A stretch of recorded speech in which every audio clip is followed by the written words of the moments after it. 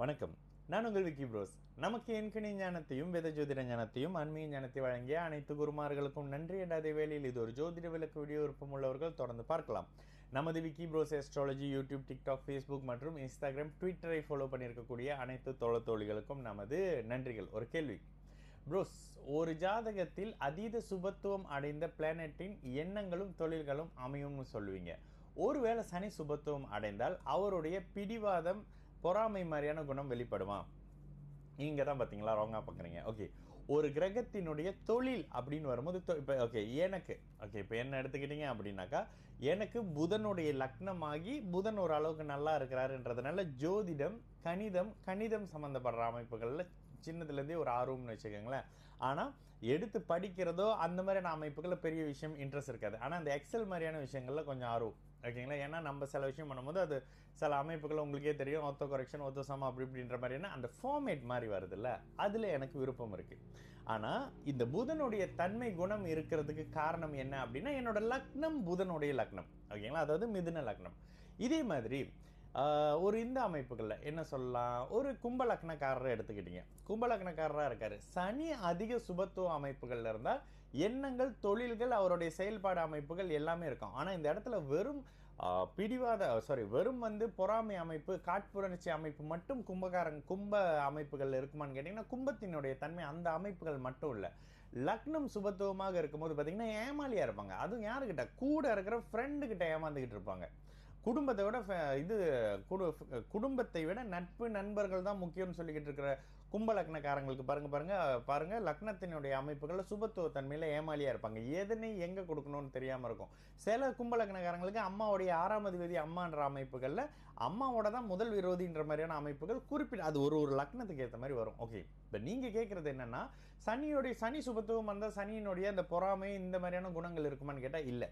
சனி லக்னத்தோடு தொடர்பு கொள்ளும்போது தான் இந்த குணமெல்லாம் உங்களுக்கு வரும். இப்போ செவ்வாய் லக்னத்தில் இருந்தால் தானே நீங்கள் கோபக்காரரு, செவ்வாய் சுபத்துவமாக இருந்தால் நீங்கள் கோபக்காரரா? இல்லை. செவ்வாய் சுபத்துவமாக இருந்தால் நீங்கள் செவ்வாயின் தொழில் செய்யக்கூடியவர். சனி சுபத்துவமாக இருந்தால் நீங்கள் சனியின் தொழில் செய்யக்கூடியவர். புதன் சுபத்துவமாக இருந்தால் நீங்கள் புதனின் தொழில் செய்யக்கூடியவர். ஆனால் உங்களுடைய லக்னத்தில் எந்த கிரகம் இருக்குது? லக்னத்தில் குரு இருந்தால் நீங்கள் குருவை பிரதிபலிக்கிறீங்க. லக்னத்தில் சனி இருந்தால் நீங்கள் சனியை பிரதிபலிக்கிறீங்க. லக்னத்தில் செவ்வாய் இருந்தால் நீங்கள் செவ்வாயை பிரதிபலிக்கிறீங்க. லக்னத்தில் சுக்கிரன் இருந்தால் நீங்கள் சுக்கிரனை பிரதிபலிக்கிறீங்க. இப்படி தானே நீங்கள் பார்க்க போகிறீங்க. அப்போது 2 டிஃப்ரெண்டான அமைப்பு. தொழில் என்பது உங்களுக்கு ஜீவனத்தை கொடுக்கக்கூடிய ஒரு அமைப்பு. ஓகே, எல்லாருக்கும் ஒரு ஆசை இருக்குது பிரதர்.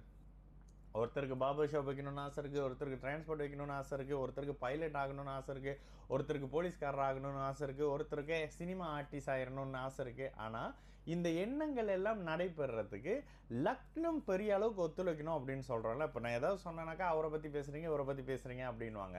இயல்பாக நமக்கு தெரிஞ்ச ஒரு நடிகர் லக்னமே ரிஷப லக்னம்ங்க, லக்னத்தில் சுக்கிரன். அதனால தான் அவர் எல்லா நாட்டிலும் புகழ் இருக்கக்கூடிய அமைப்புகள் இருக்காரு. ஆனால் நம்ம என்ன சொல்கிறோம், அவருக்கு புகழ் அமைப்புகள் தாங்க வரும், அரசியலில் இப்போ இறங்கியிருக்கிற அவர் அரசியல் அவருக்கு வராது. அரசியலுக்கான ஜாதகம் இல்லைல்ல அவருடையது. யாரும் நான் சொல்லும் போதே உங்களுக்கு தெரியும், அரசியலுக்கான ஜாதகமா இல்லை. ஆனா முழுமையான கலைஞர், தன்னை அழகாக நினைச்ச மாதிரி டான்ஸ் ஆடக்கூடிய ஒரு அமைப்புகளை வெளிப்படுத்தக்கூடிய ஒரு கலைஞர் அவர். அப்போ தன்னை கலைஞனாகவும் மற்றவர்கள் ரசிக்கிறதுலையும் விருப்பம் உள்ளவர் தானே தவிர அது ரிஷபத்தினுடைய குணம்.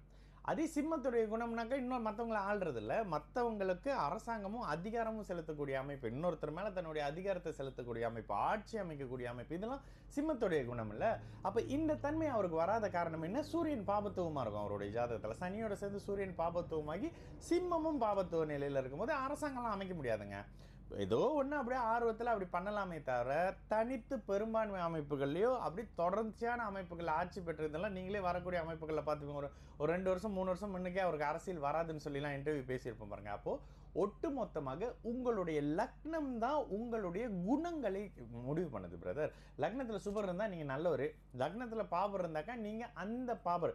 லக்னத்தில் சனி இருந்தால் முதுகில் குத்துறவர், லக்னத்தில் செவ்வாய் இருந்தால் நெஞ்சில் குத்துறவர், நேரடியாக முரட்டு கோபக்காரர் அப்படின்னு வந்துடுவீங்க. அப்போது தொழில் என்பது வேற, உங்களுடைய குணங்கள், செயல்பாடுகள் என்றது வேற. சரிங்களா? நான் உங்கள் விக்கி ப்ரோஸ். நல்லது நடக்கும், எல்லோரும் நல்லா இருக்கும். வணக்கம்.